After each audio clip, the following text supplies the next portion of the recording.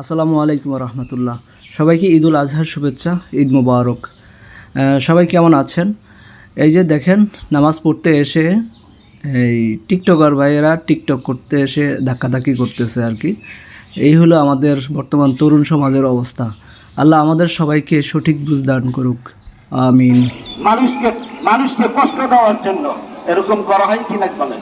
আমি একটা শুধু কথা বলি, 1400 টাকা দিয়ে এলআইসি বিদেশ থেকে আমদানি করা হয়, আর সেই এলআইসি 3600 টাকা বিক্রি করা হয় কার সাথে? তো এবারে ঈদুল আজহার নামাজ পড়তে আসলাম দাউদকান্দিতে। এখানেই পড়তেছি। এই যে দাউদকান্দির 50 শয্যা বিশিষ্ট হসপিটালের পাশেই মসজিদের ঈদগাহ মাঠ।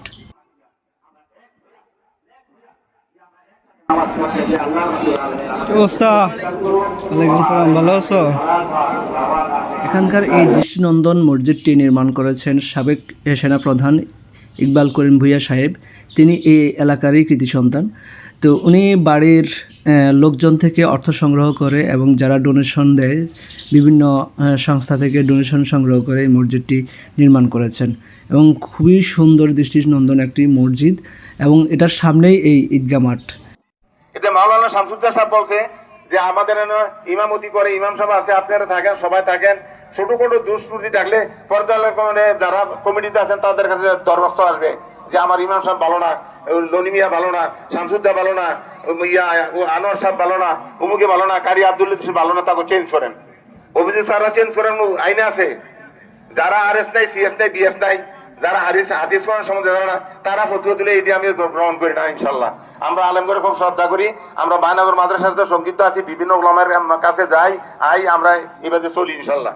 তো আমি দোয়া করি সবাই গুমরানি সাইডা দিয়া মালিকের পাশে। তো ঈদের নামাজ শেষ করে সবার সাথে ঈদের শুভেচ্ছা বিনিময় করে কোলাকুলি করে তারপরে আমরা বলতে আমরা যারা ভাগিদার আছে তারা ছুটলাম যে গরু জবের ওখানে। তো এখানে সামনে পড়ে গেল আমাদের খুব কাছের লোক, উত্তরবঙ্গের এক বড় ভাই।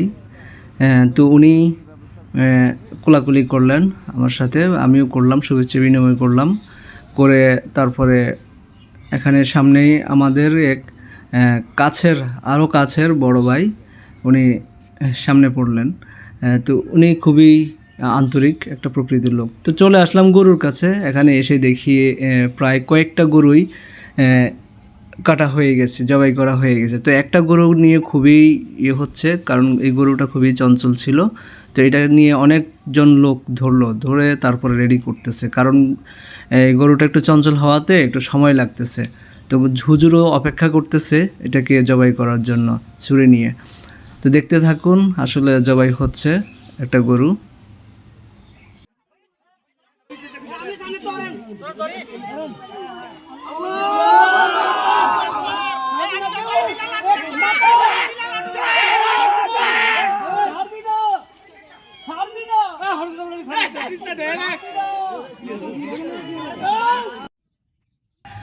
তো আমাদের গরুটার কয়েকটা পা ছাড়ানো হয়ে গেছে, তারপর নিয়ে আসা হলো। এখানে দেখতে পাচ্ছেন কিছু মহিলা কাটাকাটি করতেছে। ওনারা হলো আমাদের ভাগিদারি, তাদের ফ্যামিলির লোকজন, তারা সহযোগিতা করতেছে। আমি বললাম যে হসপিটালের ভিতরে কোয়ার্টারের নিচে স্পেস আছে ওখানে করার জন্য। তো ওনারা এখানকার এলাকার লোকজন ওনারা বললো যে না, ওখানে করলে মহিলারা যেতে পারবে না, ওরা ওখানে যাবে না। তো এখানে আমাদের ঘরের সামনে নিলে এটা হবে। তো এখানকার লোকজন খুবই আন্তরিক, অতিথিপরায়ণ। আমি আসার পর চেয়ার টেনে দিল।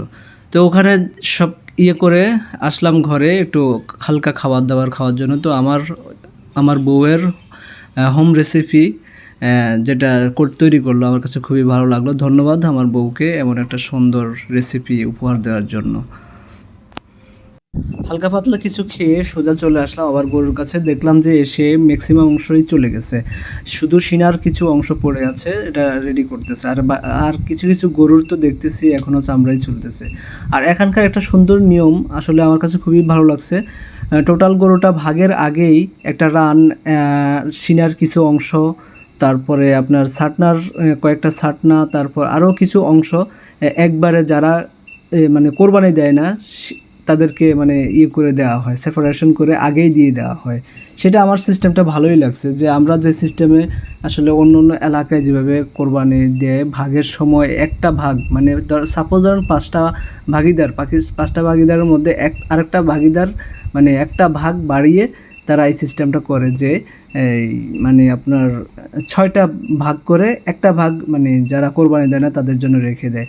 তো এখানে সিস্টেমটা একটু ডিফারেন্ট দেখে আমার কাছে খুবই ভালো লাগছে।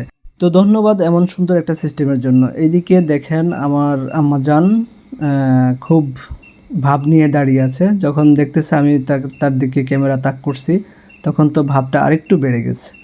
খুবই ভাব, তাই না আম্মাজান? কেমন আছেন? ঈদ মোবারক। তো সবাইকে ধন্যবাদ। আল্লাহ হাফেজ।